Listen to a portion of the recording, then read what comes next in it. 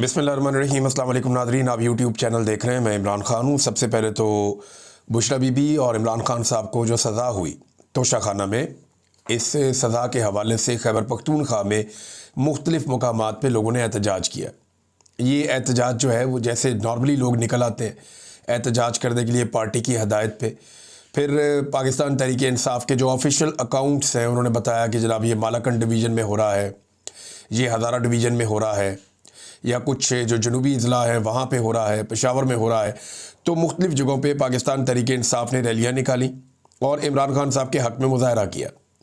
तहरीक इंसाफ का ये मानना है कि उनके साथ ज़्यादती हो रही है और पाकिस्तान तहरीक इंसाफ के सोशल मीडिया ने बाकायदा एक डॉक्यूमेंट्री बनाई है तोशाखाना के हवाले से, और बहुत सारे वो हक़ाइक़ छाप दिए हैं जो हक़ाइक़ नॉर्मली हम नज़रअंदाज कर देते हैं। देखिए, वक्तन फ़वक्तन ये सारी चीज़ें पाकिस्तान का मीडिया बताता रहा कि तोशाखाना पे किसने कितना हाथ साफ़ किया। तोशाखाना में किसी ने भी घड़ियाँ नहीं छोड़ी। जितने भी लोग आए पाकिस्तान के अंदर हुकूमतों में, वो सारे तोशाखाना के तहाइफ अपने घरों में लेकर जाते रहे, चाहे वो निगरान हुकूमतों में आए, चाहे वो बाकायदा हुकूमतों में आकर बैठे। तमाम लोग तोशाखाना के ऊपर हाथ साफ़ करते रहे, हत्ता कि जर्नैलों ने भी तोशाखाना के ऊपर हाथ साफ़ किया है। तो तमाम लोग जो हैं वो तोशाखाना से निकालते रहे सामान, घड़ियाँ, ज्वेलरी, कालीन, घरेलू सामान, टी सेट और पता नहीं क्या कुछ ये ले जाते थे। नवाज शरीफ साहब लंबे अरसे से, नवाज शरीफ साहब, उनकी अहलिया, उनका ख़ानदान ये सामान लेते रहे। इसी तरह पाकिस्तान पीपल्स पार्टी की जितनी भी हुकूमतें आई वो सारी भी ये सामान लेती रही हैं। इसी तरह इमरान खान साहब ने और उनकी अहलिया ने भी तोशाखाना का सामान लिया।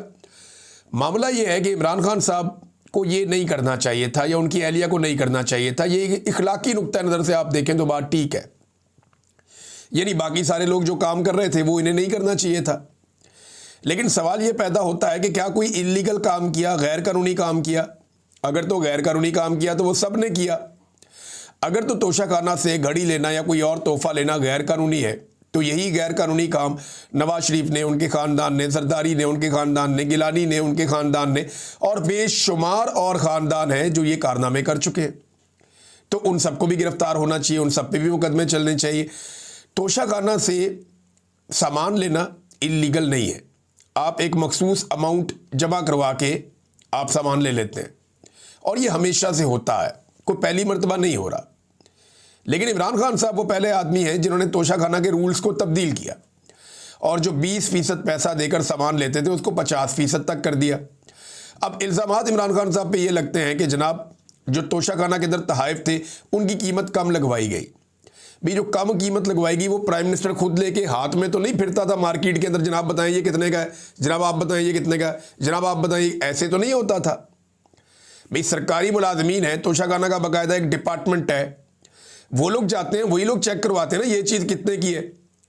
तो जो उसकी कीमत लगती है उसके मुताबिक वो 20% या बाद में इमरान खान साहब ने 50% कर दिया तो उसके मुताबिक वो नीलाम हो जाता है। तरीक़ाकार तो ये है। अगर कम कीमत लगी थी तो इमरान खान ने जाके मार्केट में तो नहीं लगाई थी ना, वो तो जिसने कम कीमत लगाई वो सरकारी ऑफिसर, उसके गले में फंदा डालो, उसको पकड़ो ना कि भाई ये तुमने इतनी कम कीमत क्यों लगाई और तुमने क्यों सरकार का माल जो है या तोशाखाना का माल ओने पोने बेच दिया। उन सबको छूट है इमरान खान को। देखिए, अगर इमरान खान साहब और उनकी अहलिया, अव्वल तो मेरा ये मानना है कि इन्हें कोई तोहफा लेना ही नहीं चाहिए था, ये इन तोहफों से बहुत बड़े हैं। इमरान खान की तो शख्सियत इतनी बड़ी है, ये उनकी अहलिया ने अगर लिया तो लेना ही नहीं चाहिए था, ये तोहफे लेने नहीं चाहिए थे। लेकिन अगर उन्होंने लिए हैं तो उन्होंने कानून के मुताबिक लिए ना, गैर कानूनी तौर पे तो नहीं लिए। अगर ये ना भी लेते ना, मैं आपको एक और चीज़ बताता हूँ, फ़र्ज़ करें कि इमरान खान और बुशरा बीबी एक भी तोहफा ना लेते तो किसी और केस में फंसा देते।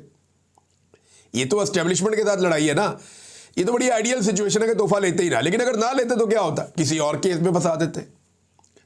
इद्दत वाला केस भी तो बनाया है ना, और कोई घटिया केस बना देते। तो ये पाकिस्तान की एस्टेब्लिशमेंट से लड़ाई का नतीजा है। जिन्होंने गाड़ियां ली जो बिल्कुल ही गैर कानूनी है, गैर आईनी है, लिखा हुआ उसके अंदर कि आप गाड़ी नहीं ले सकते तोशाखाना में, या कोई इंटीक वो आप नहीं ले सकते, वो चीज़ें इन्होंने ले ली। जो तारीखी नवादरात हैं, बहुत पुरानी चीज़ें हैं मजहबी नुक्ता नज़र से, या फिर वो चीज़ें आप नहीं ले सकते, लेकिन इन्होंने गाड़ियाँ भी ले ली और रूल्स को खुद ही नरम कर दिया और गाड़ियां लेके उड़ गए। वो केस चल रहा है 6 साल से, आज तक कोई उसके अंदर चालान ही जमा नहीं हुआ, और ये केस चल रहा है 1 साल से, फटाफट चालान भी जमा हो गया। तो ये एस्टेब्लिशमेंट का कारनामा है, इसमें कोई ताल्लुक नहीं है इस बात से कि इमरान खान साहब ने कोई गैर कानूनी काम किया, और बाकी सारों ने भी यही काम किया। अच्छा नाज़रीन, इसमें पंजाब में दोबारा से पाकिस्तान तहरीक इंसाफ पर छापेबाजी शुरू हो गई है। ऐसा लगता है कि पंजाब पुलिस का एक ही काम रह गया, पीटीआई के बंदे पढ़ लो, वो पीटीआई के ऊपर छापों पे छापे और कोई काम ही नहीं करते। जिसने भी अपनी कारकर्दगी साबित करनी होती है वो पाकिस्तान तहरीक इंसाफ पे चढ़ जाता है।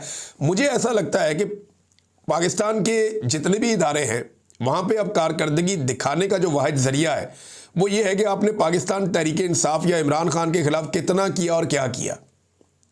यानी ये PMLN के एक जर्नलिस्ट हैं अफसार आलम साहब, इन्हें वो भी लगाया हुआ था इन्होंने, चेयरमैन पैमरा भी, ये कहते हैं जी कि मेजर जनरल फैसल नसीर को अगला DG ISI लगाया जा सकता है, इसीलिए उन्हें साथ लीबिया ले जाया गया। तो सवाल ये पैदा होता है कि इमरान खान साहब ने जब उन्हें गोली लगी या गोलियां लगी तो उन्होंने मेजर जनरल फैसल नसीर का ही नाम दिया था उस वक्त कि जनाब ये जिम्मेदार है, और उन्हें नामजद किया था, और उनके ऊपर सियासत में मुदाखलत के इल्ज़ामात भी इमरान खान साहब ने लगाए। और पाकिस्तान तहरीक इंसाफ ये मानती है कि मेजर जनरल फैसल नसीर पूरी तरह से सियासत के अंदर इन्वॉल्व है, DGC हैं वो, तो उन्हें DG ISI अगर लगाया गया तो देखिए ये उन लोगों में से एक है जिनके पास पीछे हटने का कोई रास्ता बाकी बचा नहीं है। यानी ये लोग उस लेवल तक पहुंच गए हैं, कुछ लोग एक लेवल तक आ जाते हैं ना। देखिए आसिम मुनीर साहब और इमरान खान के बारे में लोग कहते हैं कि ये दो तलवारें एक नियाम में नहीं रह सकती, तो ये अपनी बका के लिए किसी भी लेवल तक जाएंगे। इसी तरह फैसल नसीर साहब हैं, कुछ और लोग हैं, ये लोग नहीं पीछे हट सकते। अब बात यह है कि ये जिस नहज तक पहुंच गए हैं या जहां तक ये मामलात को लेकर चले गए हैं वहां से पीछे हटा नहीं जा सकता। अब इमरान खान साहब आए तो इनकी बका खतरे में हो जाएगी, या इमरान खान साहब सर्वाइव कर गए तो ये लोग सर्वाइव नहीं कर पाएंगे। बज़ाहिर ये दिखाई देता है, ये सियासत है, इसमें कुछ भी हो जाता है, लेकिन बज़ाहिर जो दिखाई दे रहा है वो ये है। फिर एक और चीज़ भी बताई गई कि नून लीग ने नदीम अंजुम के लिए बहुत कोशिश की। नदीम अंजुम साबिक DG ISI है और इसी के दौर में मुझे अगवा किया गया था, मुझे इसलिए ये बंदा हमेशा याद रहेगा। बाकी DG ISI शायद मैं भूल जाऊँ, एक एक करके तारीख का हिस्सा बनते जाते हैं, लोगों को याद भी नहीं रहते, तो ये इसको मैं याद रखूँगा क्योंकि इसके दौर में मैं अगवा किया गया था। तो हुकूमत इसे दोबारा DG ISI लगाना चाहती थी, फिर दूसरी नहीं लगाया, एस्टेब्लिशमेंट ने बात नहीं मानी, और दूसरी ऑप्शन रखी गई सिक्योरिटी एडवाइजर ही लगा दें, नेशनल सिक्योरिटी एडवाइजर, वो भी नहीं लगाया गया। फिर तीसरी ऑप्शन जनाब अमेरिका में इसको सफ़ीर लगा दें, वो भी नहीं लगाया गया। लेकिन दिल छोटा करने की ज़रूरत नहीं है, नदीम अंजुम को कोई ना कोई ओहदा मिल जाएगा, उसकी एक वजह है। कोई भी जर्नैल जो है वो ज़्यादा अरसे तक बेरोज़गार नहीं रह सकता, जब उसने खिदमात सर अंजाम दी हो तो उसे कोई ना कोई नौकरी मिल जाती। नॉर्मली हम देख रहे हैं कि बहुत सारे जर्नैलों को नौकरियां आजकल मिल रही हैं, तो इन्हें भी नौकरी मिल जाएगी।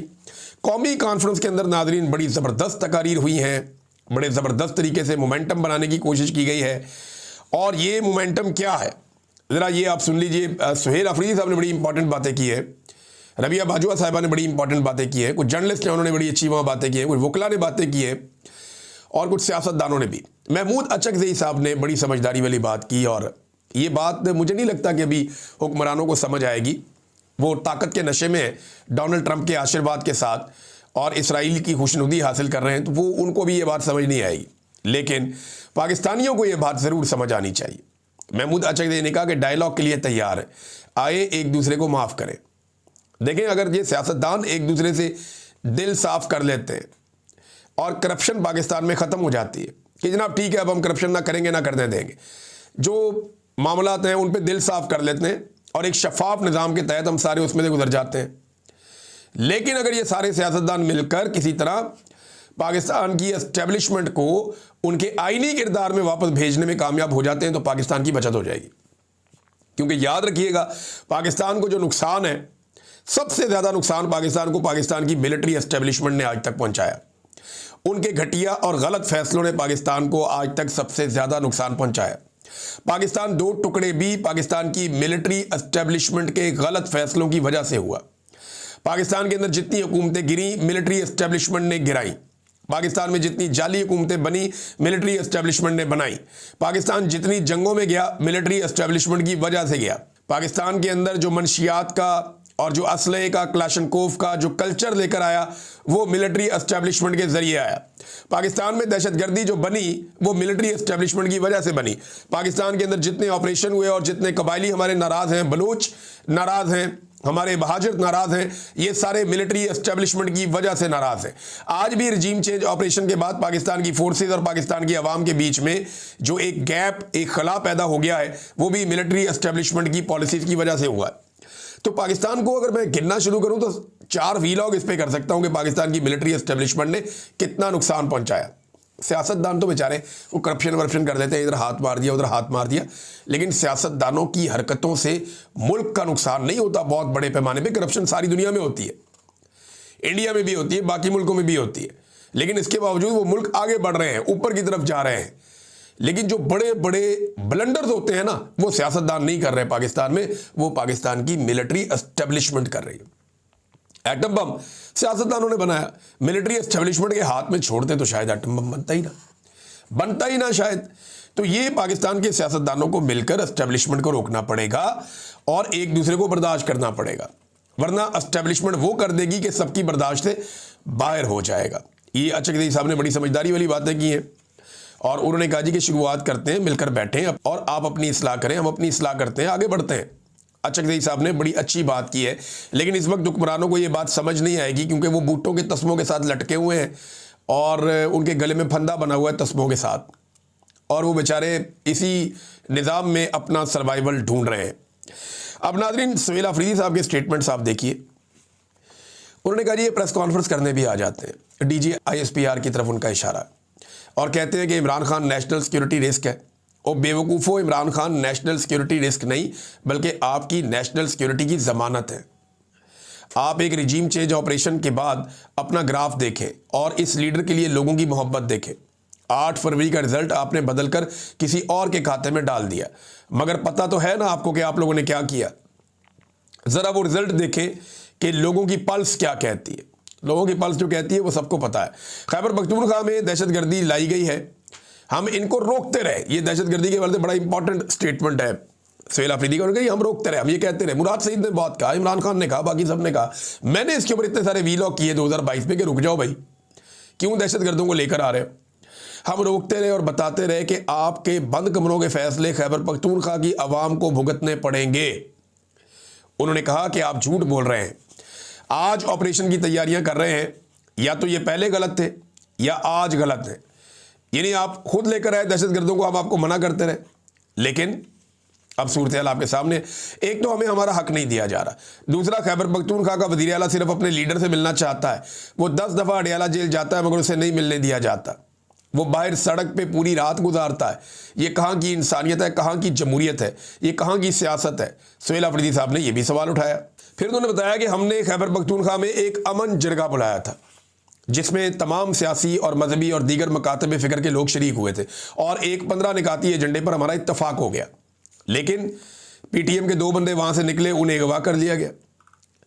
मेरी उनसे बात हुई, अब अगवाकार ये है ना जिनसे बात हुई, तो मैंने कहा जितने ग्राउंड के हालात हम सियासी लोग समझते हैं तुम नहीं समझते, और जो तुम्हारी एडवाइज़र हैं वो भी बेवकूफ़ हैं। तुमने जो ये कदम उठाया है इससे तुम्हारी साख मज़ीद ख़राब होगी, लोगों के दिलों में आपकी नफरत बढ़ेगी। इसका नतीजा ये निकला कि पेशावर यूनिवर्सिटी में 78 साल तारीख में पहली मरतबा इदारे के खिलाफ नारेबाजी हुई है। अब इदारा वो कह रहे हैं तो पाक फौज कह रहे हैं। अब बंदे अगवा करना तो इदारों का काम नहीं है ना।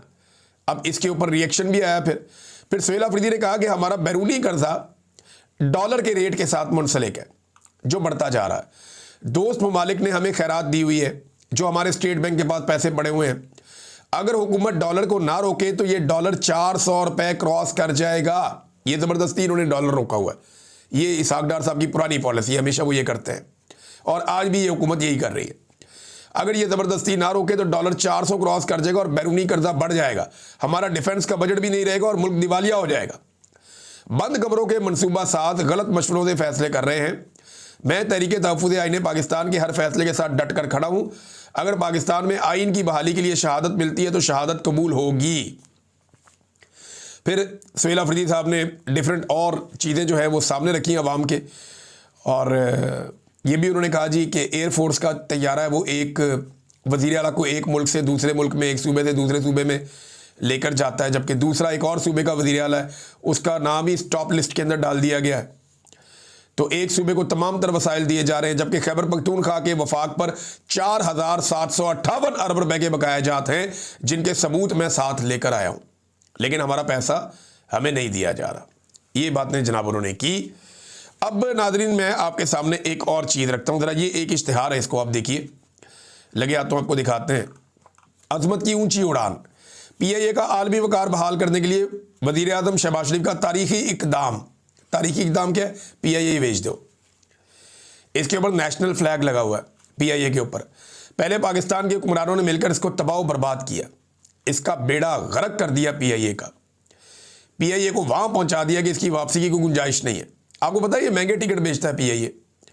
ये यूरोप में या बरतानिया में अगर आप ट्रैवल करते हैं ना, यूरोप के अंदर आप एक मुल्क से दूसरे मुल्क चले जाते हैं, एक शहर से दूसरे शहर चले जाते हैं।